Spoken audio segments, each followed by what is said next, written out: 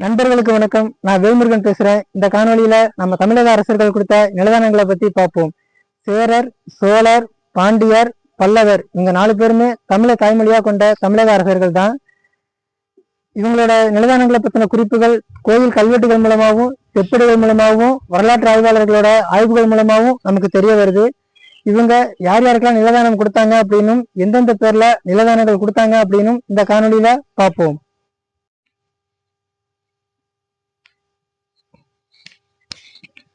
சிவன் கோயில்களுக்கு கொடுக்கப்பட்ட நிலதானத்தின் பெயர் தேவதானம். பெருமாள் கோயில்களுக்கு கொடுக்கப்பட்ட நிலதானத்தின் பெயர் திருவிடையாட்டம். பௌத்த விகாரங்களுக்கும் சமண பள்ளிகளுக்கும் கொடுக்கப்பட்ட நிலதானத்தின் பெயர் பள்ளி சந்தம். ஆசிவக கோயில் அல்லது ஐயனார் கோயில்களுக்கான நிலதானத்தின் பெயர் ஐயன் போகம். மடங்களுக்கான நிலதானத்தின் பெயர் மடபுரம். உணவிடுதலுக்கான உணவுச்சாலை மற்றும் அறச்செயல்களை செய்வதற்கான அறச்சாலைக்கான நிலதானத்தின் பெயர் சாலாபோகம்.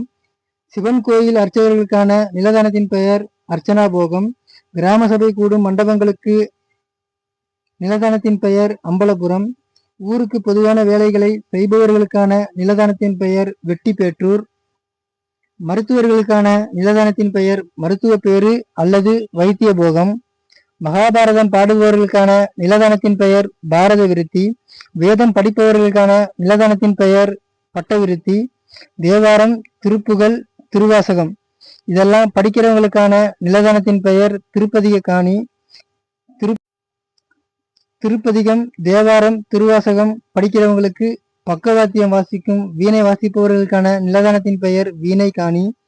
மத்தளம் வாசிக்கிறவங்களுக்கு மெய்மட்டு அப்படிங்கிற பேரும் அன்னைக்கு இருந்துச்சு. இந்த மத்தளம் வாசிப்பவர்களுக்கான நிலதானத்தின் பெயர் மெய்மட்டு காணி. அதே மாதிரி கூட இருந்து இசைப்பாடுறவங்களுக்கு முரளியர் அப்படிங்கிற பேரும் இருந்துச்சு. இந்த மாதிரி முரளியர்களுக்கான நிலதானத்தின் பெயர் முரளியர் காணி.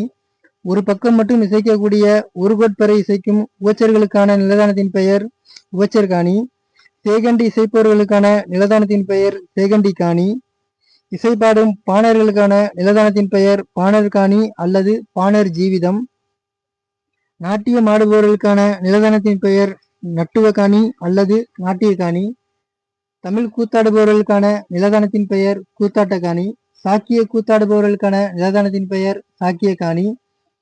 திருவிழா போன்ற காலங்களில் மட்டும் கூத்தாடுபவர்களுக்கான நிலதானத்தின் பெயர் நிறுத்த போகம். புலவர்களுக்கான நிலதானத்தின் பெயர் புலவர் முற்றூட்டு. கணக்கு வழக்கு எழுதுபவர்களுக்கான நிலதானத்தின் பெயர் கணக்கர் காணி. திருமணம் செய்ய விரும்பாத தேவரடியார்களுக்கான நிலதானத்தின் பெயர் பதியிலார் காணி.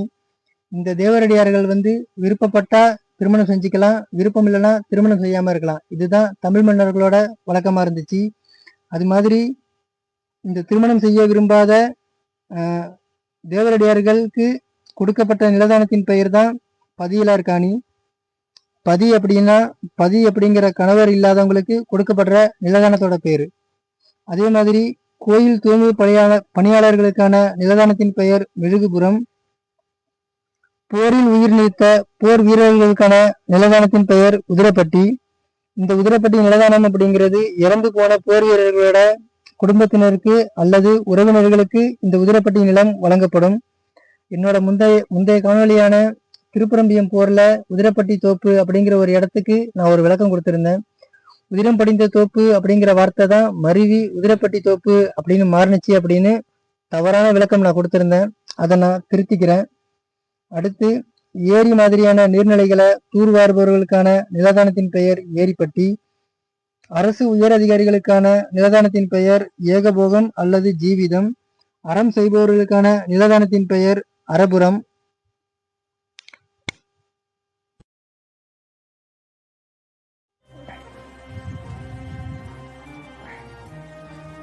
இதுவரைக்கும் நீங்க பார்த்த எல்லாமே தமிழக அரசர்கள் கொடுத்த நிலதானங்களோட பட்டியல்.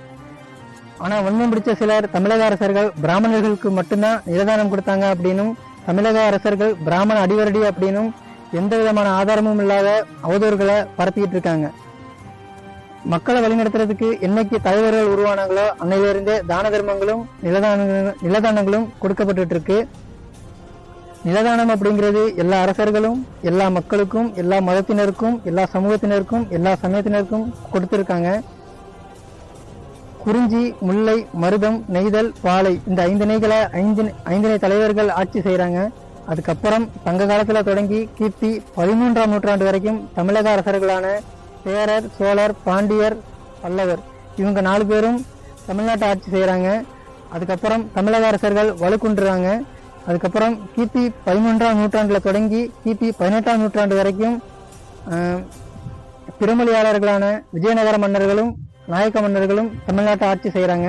அதுக்கப்புறம் கிபி 18ஆம் நூற்றாண்டில் தொடங்கி கிபி 1947 வரைக்கும் ஆங்கிலேயர்கள் தமிழ்நாட்டை ஆட்சி செய்கிறாங்க. அதுக்கப்புறம் தமிழக அரசு தமிழ்நாடு விடுதலை அடையுது. அதுக்கப்புறம் 1948 அரசராட்சி முற்றிலுமாக முடிவுக்கு வருது. 1952 தான் மக்களால் தேர்ந்தெடுக்கப்படுற சட்டமன்ற உறுப்பினர்களும் முதலமைச்சர்களும் பிரதம மந்திரிகளும் தேர்ந்தெடுக்கப்படுறாங்க. அப்படி தேர்ந்தெடுக்கப்படுற அந்த ஆட்சி தான் இன்னைக்கு வரைக்கும் மக்களாட்சியா தொடர்ந்துகிட்டு இருக்கு. தமிழக அரசர்களை பிராமண அடிவரடி அப்படின்னும் பிராமணர்களுக்கு மட்டும்தான் நிலதானம் கொடுத்தாங்க அப்படின்னும் குறை சொல்ற யாருமே விஜயநகர அரசர்களையோ நாயக்க அரசர்களையோ குறை சொல்லவே மாட்டாங்க. ஏன் அப்படின்னா அந்த குறை சொல்ற சிலரும் பிறமொழியாளர்களா இருக்காங்க. இவங்க மட்டும்தான் குறை சொல்றாங்களா அப்படின்னா அது கிடையாது. தமிழ் குடியில் பிறந்த தமிழை தாய்மொழியாக கொண்ட தமிழ் இன விரோதிகள் சில பேரும் தமிழக அரசர்களை குறை சொல்றாங்க. இந்த ஒரு விஷயம் மட்டும் இல்லை. இப்போ தமிழக அரசர்கள் பிராமணர்களுக்கு மட்டும்தான் நிலதானம் கொடுத்தாங்க அப்படின்னும் பிராமண அடிவரடின்னு மட்டும்தான் அவங்க அவதூறு பரப்புறாங்களா அப்படின்னா அது மட்டும் கிடையாது. இன்னும் நிறைய அவதூறுகளையும் நிறைய பொய்களையும் அவங்க பரப்பிட்டு இருக்காங்க. அவங்க என்னென்ன பொய்களையும் என்னென்ன அவதூறுகளையும் பரப்புறாங்க அப்படிங்கிறத அடுத்தடுத்த காணொலிகளில் நாம் பார்ப்போம். மீண்டும் அடுத்த காணொலியில் சந்திப்போம். அது வரைக்கும் உங்களிடமிருந்து விடைபெறுவது வேல்முருகன். வாழ்க தமிழ், வாழ்க தமிழ் தேசியம், வாழ்க தமிழ் தேசிய தலைவர் வேலுப்பிள்ளை பிரபாகரன் புகழ். நன்றி, வணக்கம்.